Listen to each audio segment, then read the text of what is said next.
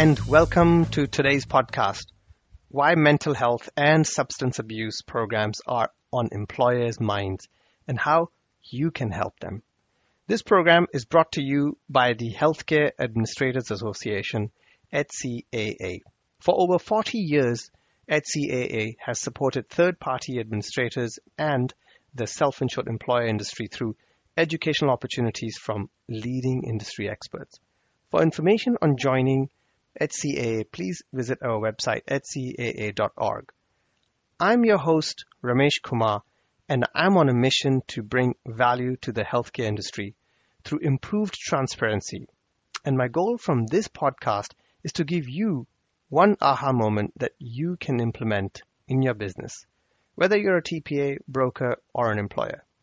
In my day job, I run a company called Zaki Point Health that helps self-insured employers and their employees find meaning from their healthcare data.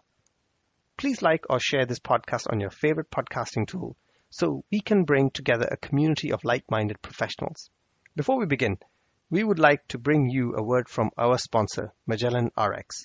Magellan RX is a full-service, next-generation PBM and pharmacy solutions expert that can unlock the possibilities to solve your most complex pharmacy challenges in today's rapidly evolving healthcare environment. They connect customers and members to the people, technology, and information they need to make smarter healthcare decisions and achieve better outcomes, leading humanity to healthier and more vibrant lives. Today we have Julie Meuller, CEO of Custom Design Benefits, an innovator who has been delivering cost containment solutions to employers since 1983. And was one of the early proponents of reference-based price programs, to talk to you about her experience of deploying mental health and substance abuse programs for her organization and self-funded employer customers. Today on our podcast, you will learn why should you care about mental health and substance abuse programs, how to make these programs more successful, some good data on uptake, usage, and challenges to overcome in offering these programs to employers. Let's dig in. Julie, it's so wonderful to have you on our podcast today. And I've been a fan of yours, the work you've done in terms of bringing innovation to the self-funded employer market. Why don't you tell our audience about your journey and why we should listen to you today?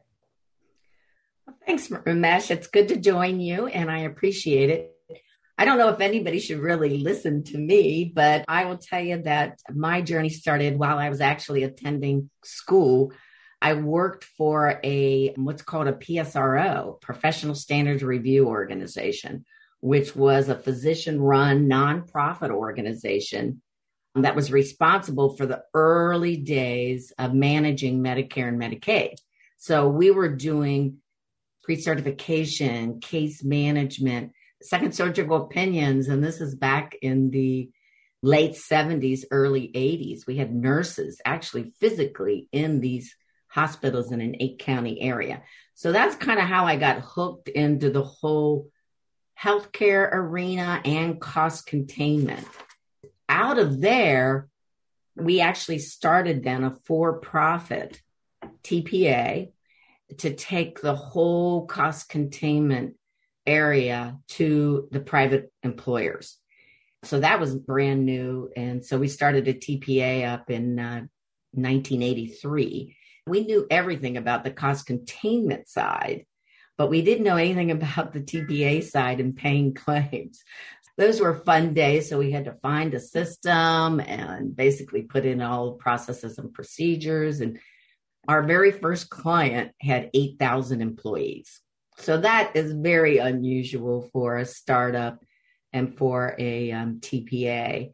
And it was a wonderful, wonderful experience. So and the whole thing was all about innovation and creativity of finding solutions. That's kind of where my passion is, helping employers finding solutions. And so after about 20 years with that TPA, joined Custom Design Benefits, and I've been here for 18 years. We're known for innovation and working directly with employers. It's just a passion. Oh, this is great. I can hear it in your voice, the passion for bringing that innovation. You have a tremendous experience. I've known this in the industry as well. You brought RBP pretty early on in the market to self-funded employers. You've done a whole bunch of things pretty early on.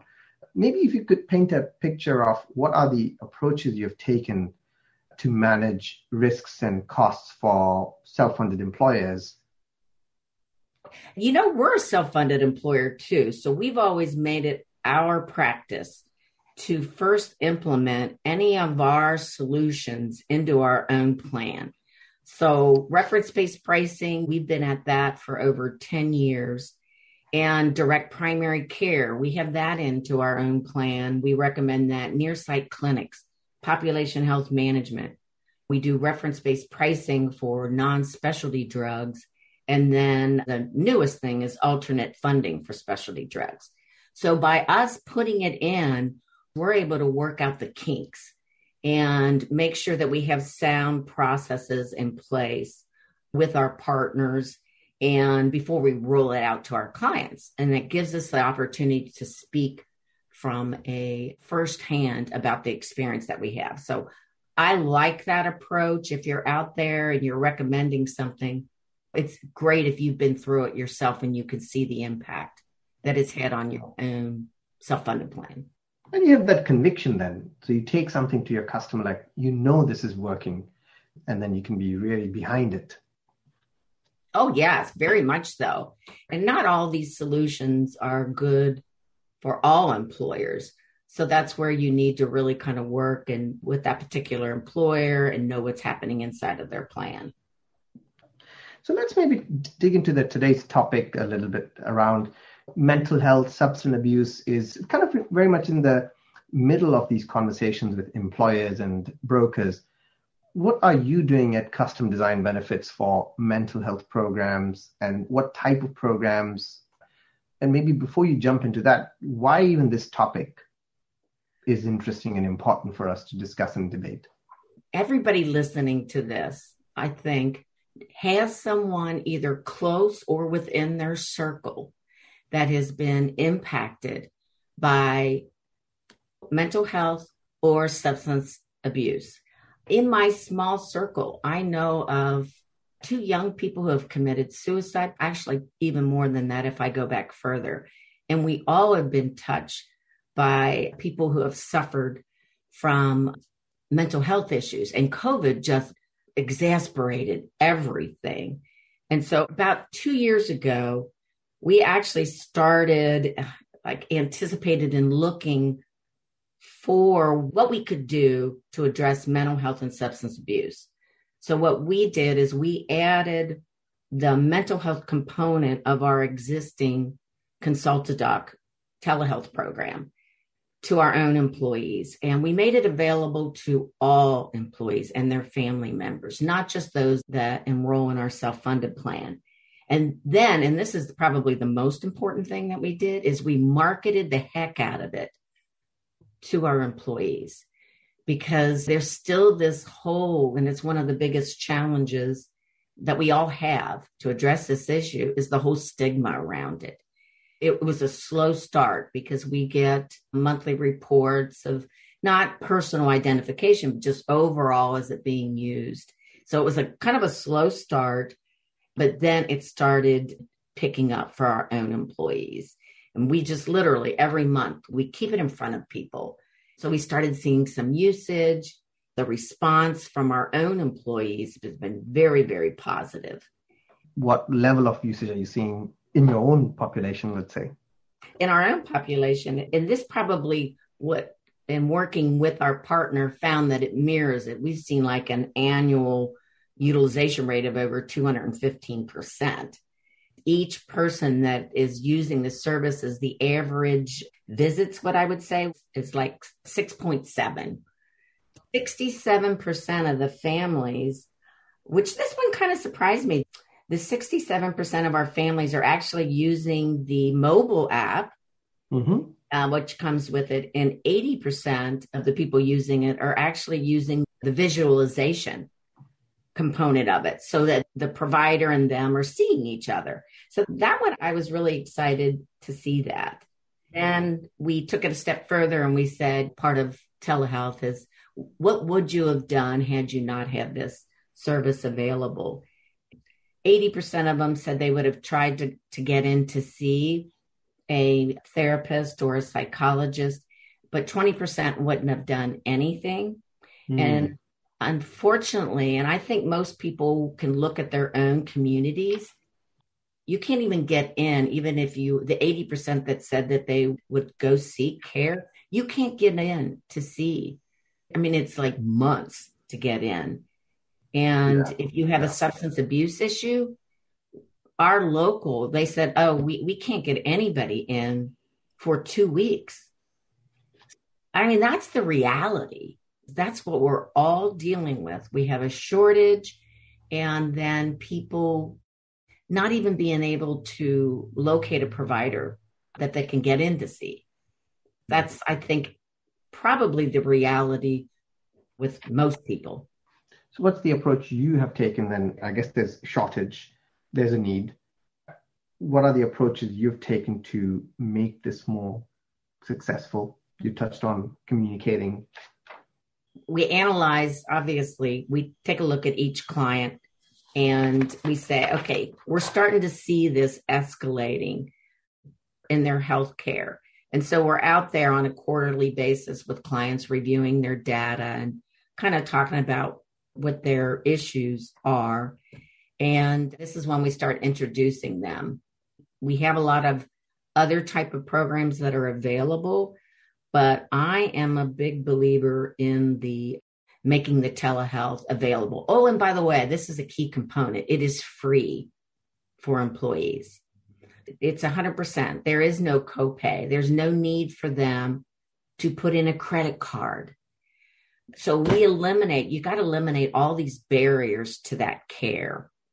I think that is a key. There's a lot of telehealth programs out there, but most of them do require the employee to pick up a copay part of it. That's a barrier. Personally, I think it's a barrier to care.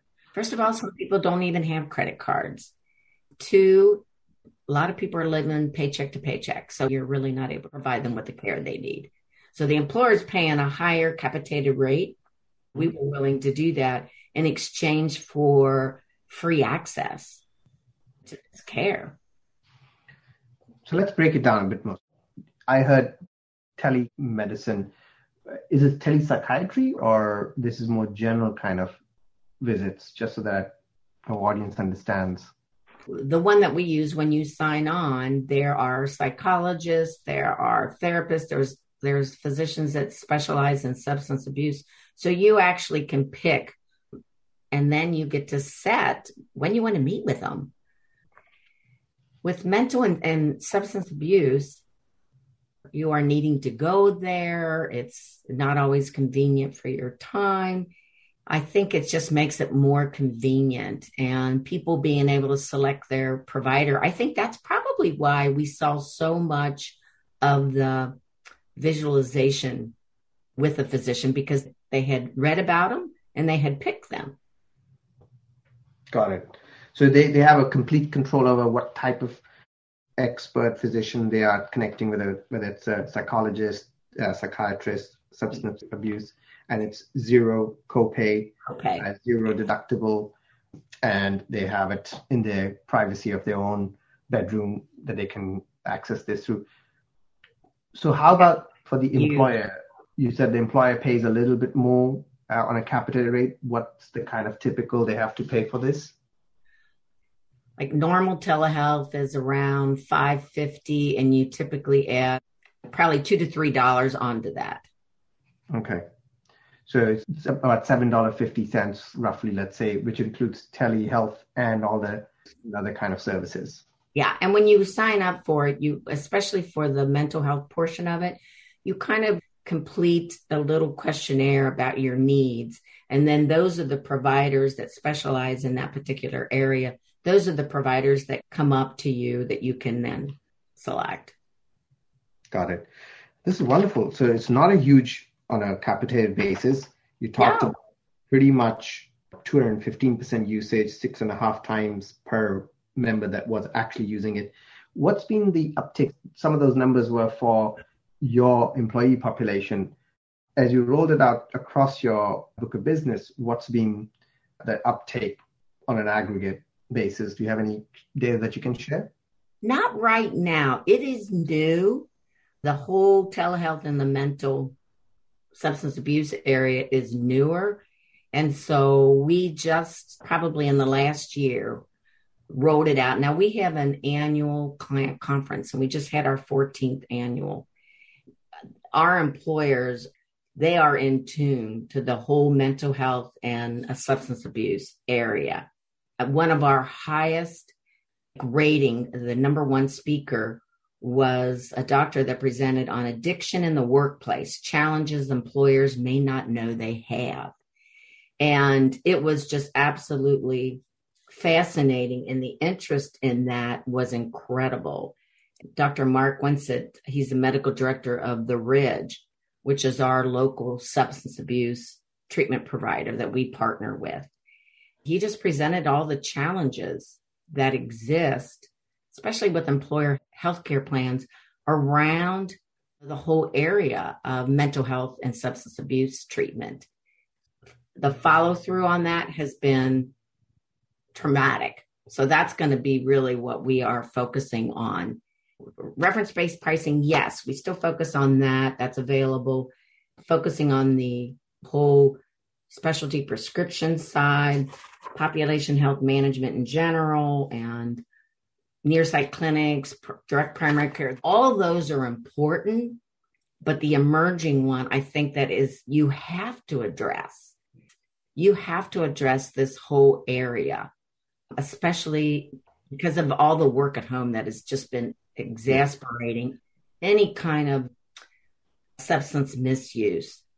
I just read this article, which is the opiate crisis amid COVID-19, 2021 Future of Benefits study that was produced by the Hartford Insurance Company. This kind of just shocked me. I was reading this and it revealed that 52% of U.S. employers are experiencing significant or severe workplace issues due to substance misuse or addiction among their employees. So that exists. And I think the challenges that employers have, we have to overcome them. You know, challenge number one is the whole stigma. Yeah. So this is, like you're saying, the challenge for employers to promote it to their employees and make sure there's no stigma attached to it. Yes, and it's a heavy lift, but they have to start somewhere, right? Mm-hmm. Number one, and basically, Dr. Winsett went through, he said, challenge number one is definitely the stigma. Unfortunately, especially addiction is still viewed as some kind of a character flaw, not the disease that it is. So you have to have an employer that agrees with that science. Challenge number two, I think, which is stops employers, is just plain old ignorance and saying, we don't have that problem here. In fact, 15 to 17, I think, % of employees misuse substance abuse. And I think that's an old statistic from the Bureau of Labor. So think about COVID and working from home and the availability, especially of alcoholism is much greater. Mm-hmm. And then people that just ignore the problem, or if you have a zero tolerance policy, that's really stopping you, right, from addressing it as a disease.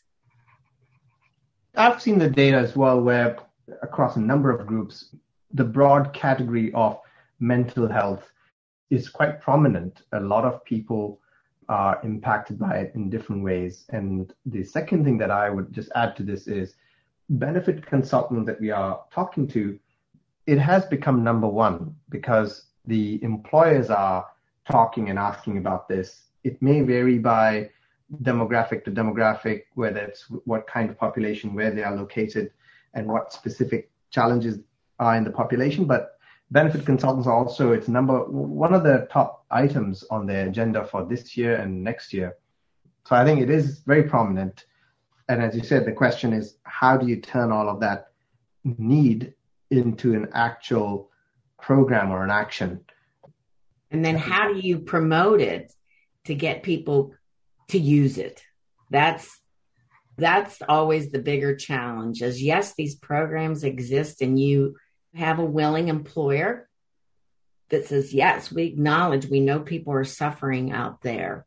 And we see it, by the way, it pops up, I mean, literally in this last year, where you look at the top 20 conditions with each employer and you're looking at that. And then all of a sudden shooting up at the top 5 are all related to mental health and substance abuse. So it's just like, it's just moving right up there to the top. You just have to keep promoting it. It's not something you can put in and walk away from. Every quarter, every month, every 6 months, what's your cadence you're thinking? We do every month because like for our own employees, we do an internal newsletter, and literally there is a page devoted every month to the benefit and reminding people that it is 24/7. It's available. It's free. It's for all of your family members. It doesn't have to be, it could be anybody living in your house that can use this. To me, you have just got to keep it in front of people. Yeah. It's quarterly is not going to do it because people need to know that there's something out there because they're going through something. Something happens, or they, in their own family and a relative and a close friend, and they just need someone to be there. And that's why I'm a big fan. Just to press on that thinking further, I like that. But do you find, is newsletter enough? Do you need to have it through your benefits team, call center, nurse lines, wherever the member is touching you, you're promoting it, whether it's through mobile or whatnot? What I was talking about in terms of it was our own employees, like our own personal employees are on it. But we do for our nurses that we have here on site, employers that implement any type of program. If we get any kind of a call or anything, we are just reminding them, we're getting them enrolled.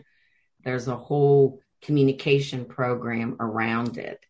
And employers, obviously, then provide them with information to incorporate into mechanisms that they already have in place.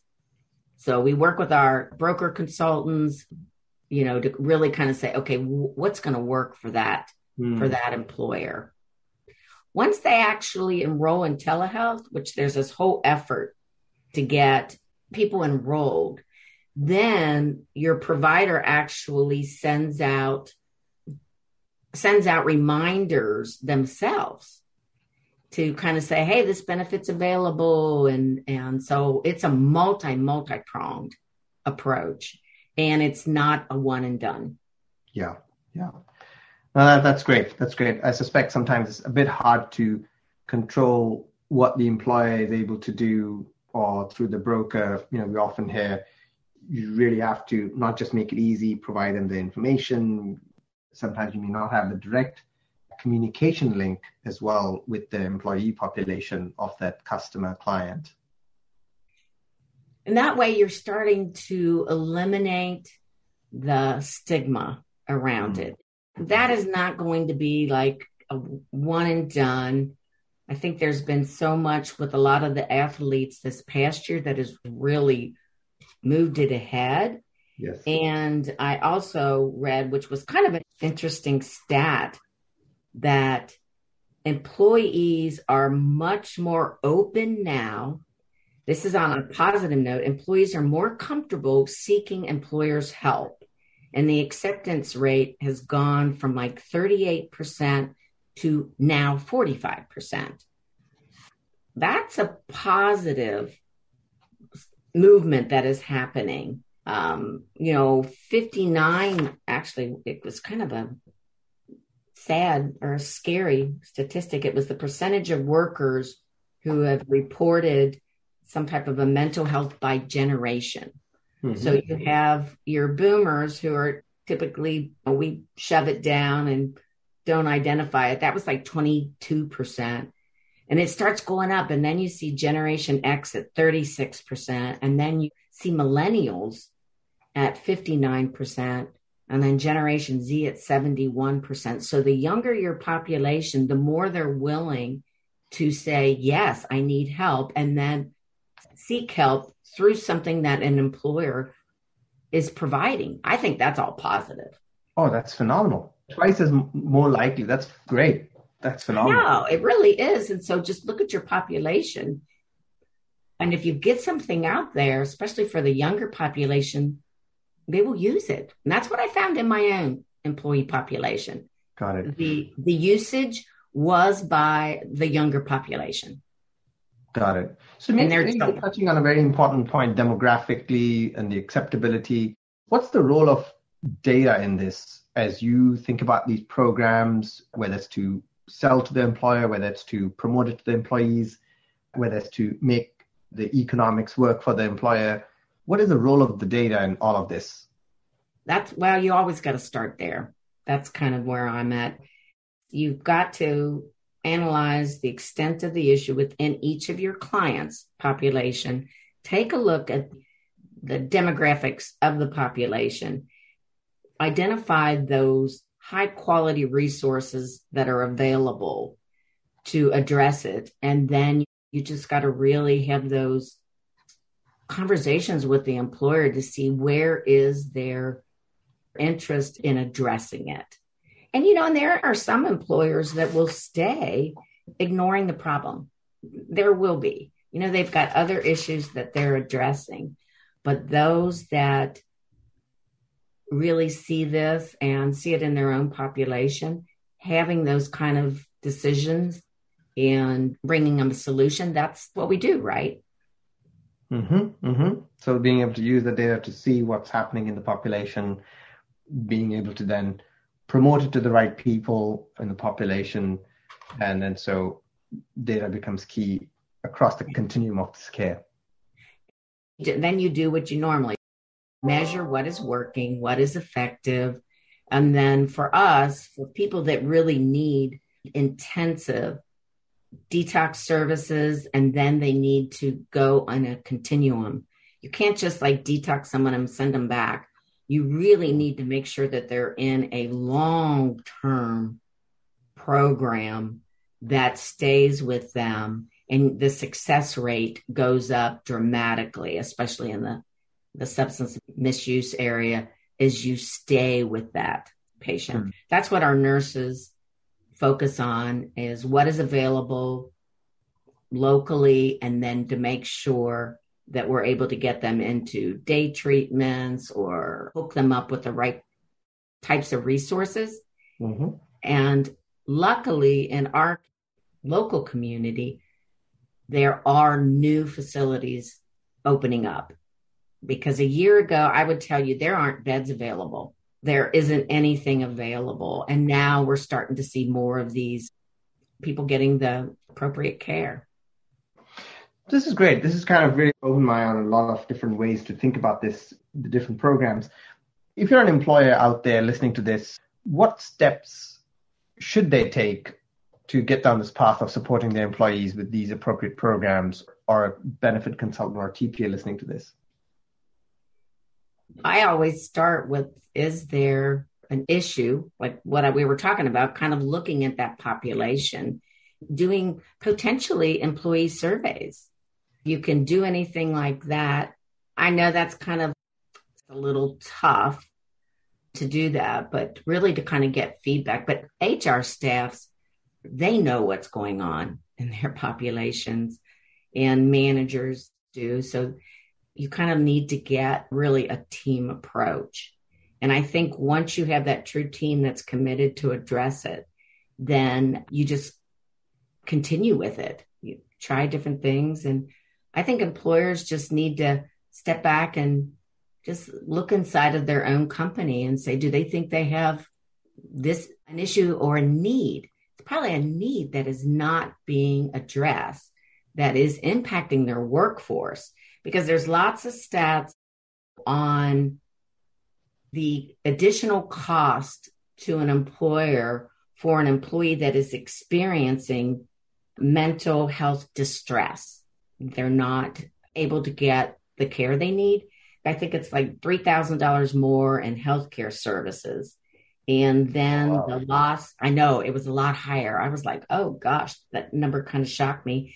And then lost days of work averaged like $4,800 per year. As I dug into this, it was shocking to me.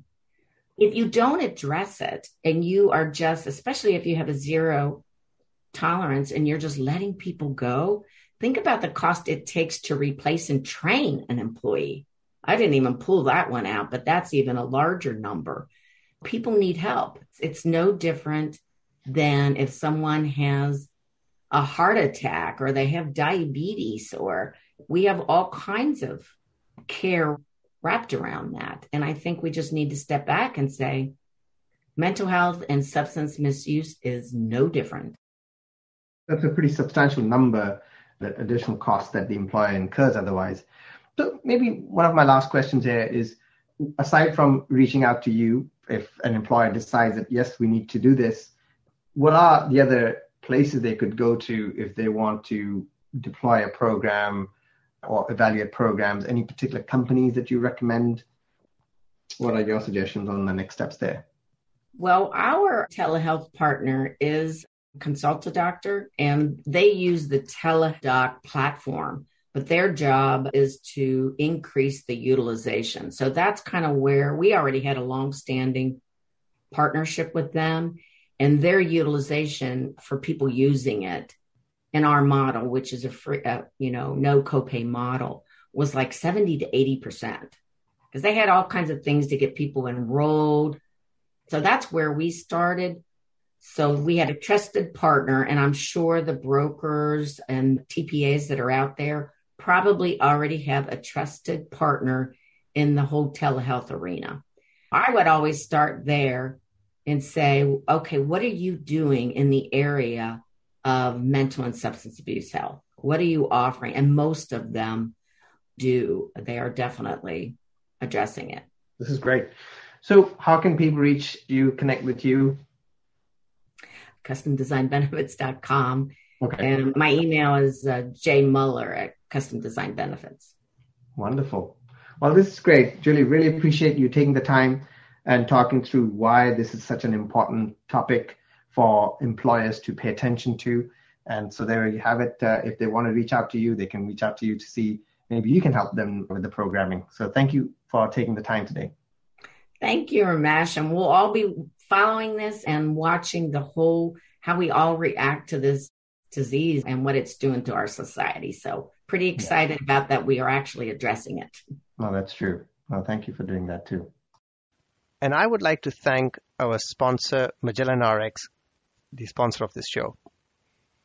Please join us again for another podcast in the series brought to you by HCAA's Voices of Self-Funding. Please like and share so we can build a community of like-minded people, and tell us about topics that we should bring to you next.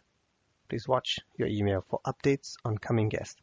I'm your host, Ramesh Kumar of Saki Point Health.